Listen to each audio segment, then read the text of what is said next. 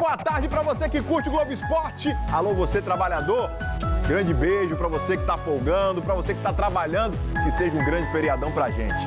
E é feriadão com rodada de Brasileirão, tá? Inclusive tem transmissão da Rede Bahia no domingo com esse duelaço aqui, ó.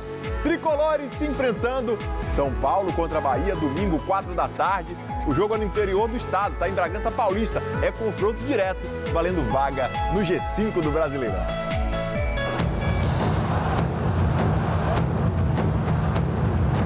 Sem vencer 3 rodadas, o Bahia entra em campo nesse domingo com uma missão clara: reagir e reagir rápido.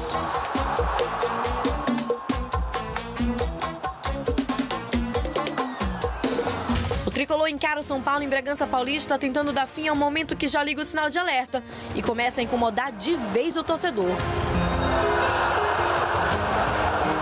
Tem que lutar, correr atrás, treinar bem para poder ganhar, porque os nossos jogadores do Bahia são jogadores ótimos, jogadores excelentes. Está precisando de correr atrás, deixar de comer negócio de farrinha, essas coisas, para poder seguir em frente, entendeu? São 3 jogos consecutivos sem vencer. Entre eles, a estreia na Copa do Brasil com derrota para o Remo na Fonte Nova. Passa a régua o Remo, 3-1 na Fonte Nova. É levar a torcida, levar o sonho para Belém. Essa sequência sem vitórias já é a pior desde novembro do ano passado, quando a equipe também atravessou um período de instabilidade com derrotas para Atlético Mineiro e Fortaleza, além de um empate com o Internacional. Agora o cenário volta a se repetir e com números que escancaram essa queda de rendimento dentro de campo. Nos últimos 5 jogos, o Bahia venceu apenas uma vez. Todo time passa por esse momento de não ganhar sempre, mas eu acho que os torcedores têm que entender que jogo é isso, né? Que tem um momento de perder, um momento de ganhar, e o Bahia, infelizmente, está passando por esse momento, mas eu acredito que vai crescer ainda. O sistema defensivo também virou ponto de atenção. São 10 gols sofridos nesse recorte contra apenas 6 marcados. Um desequilíbrio que pesa diretamente nos resultados e aumenta a pressão em cima do elenco e da comissão técnica.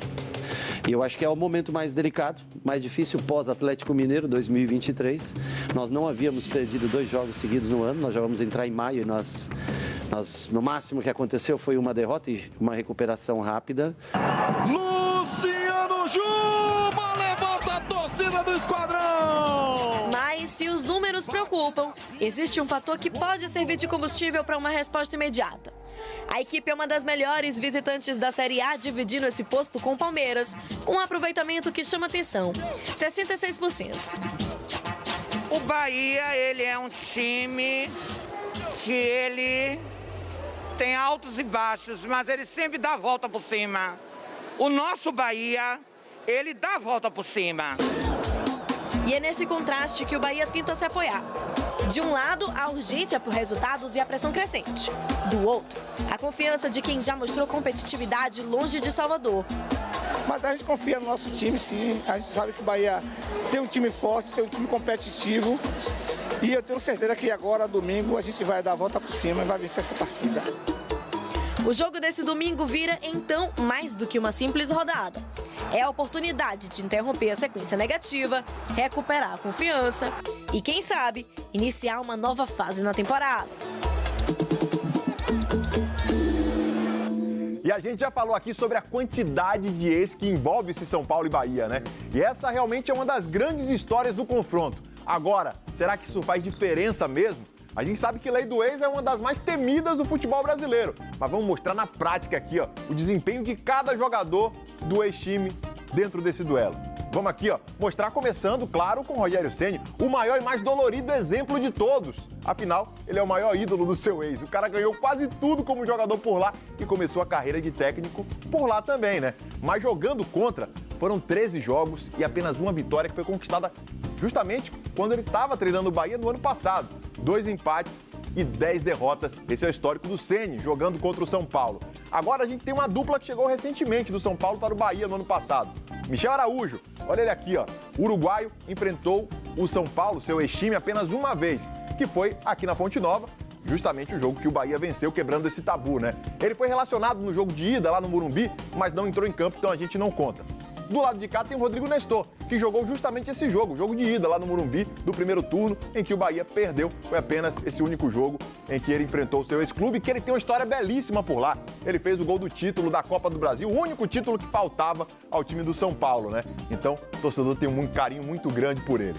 Vamos ao Léo Vieira agora, que ele foi revelado pelo São Paulo. Saiu do tricolor paulista em 2017, começou a rodar por vários clubes do país. A primeira vez que ele encarou o ex foi em 2023, quando defendia a Inter de Limeira. Foi um confronto pelo Campeonato Paulista e o goleiro sofreu 5 gols naquela goleada por 5-1. O tempo passou e ele foi só reencontrar o São Paulo esse ano, quando estava na Chapecoense e perdeu por 2-0. Então ele não dá sorte, né? São 7 gols sofridos, 7 bolas na rede ele sofreu.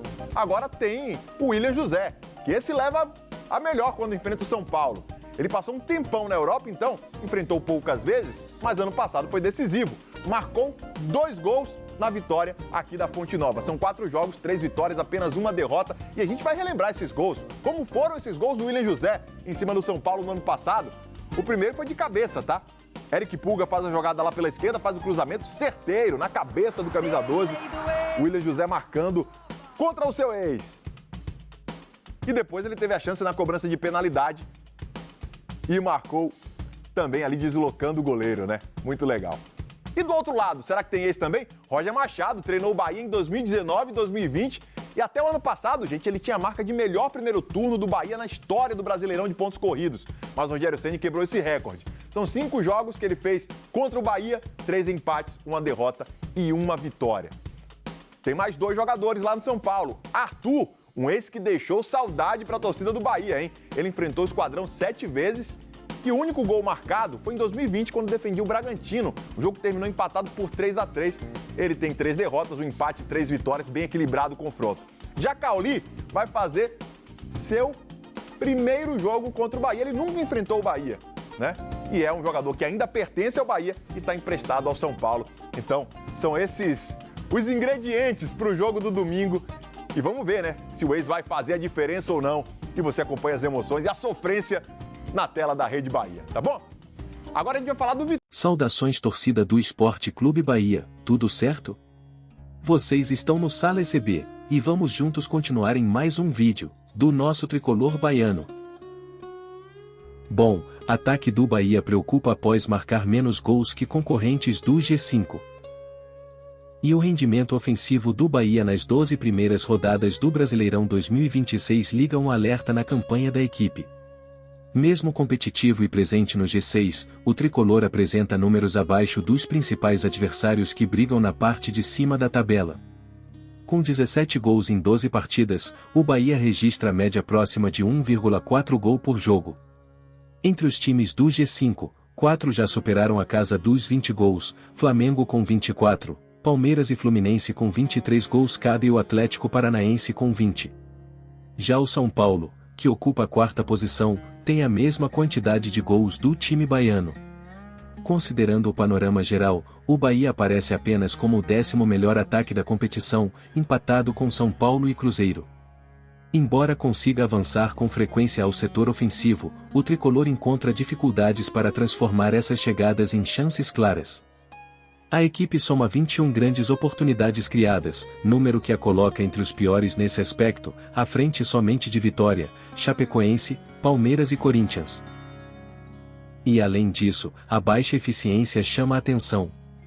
Das 21 grandes oportunidades criadas, o Bahia desperdiçou 11, o que equivale a um índice negativo de 52,38%. Mesmo figurando entre as equipes que mais finalizam no alvo no campeonato, o time não consegue transformar esse volume em gols. E outro aspecto a ser observado é a forma como os gols estão distribuídos. Até aqui, o Bahia não tem até o momento um artilheiro isolado com números dominantes, o que evidencia uma divisão de responsabilidades no setor ofensivo. E William José é o principal goleador, com 8 gols, enquanto Luciano Juba aparece logo atrás, com 6.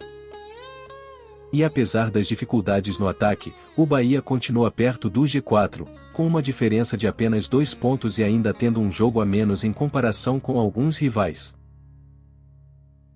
E é isso, pessoal, mais um vídeo para vocês e obrigado pela sua audiência aqui.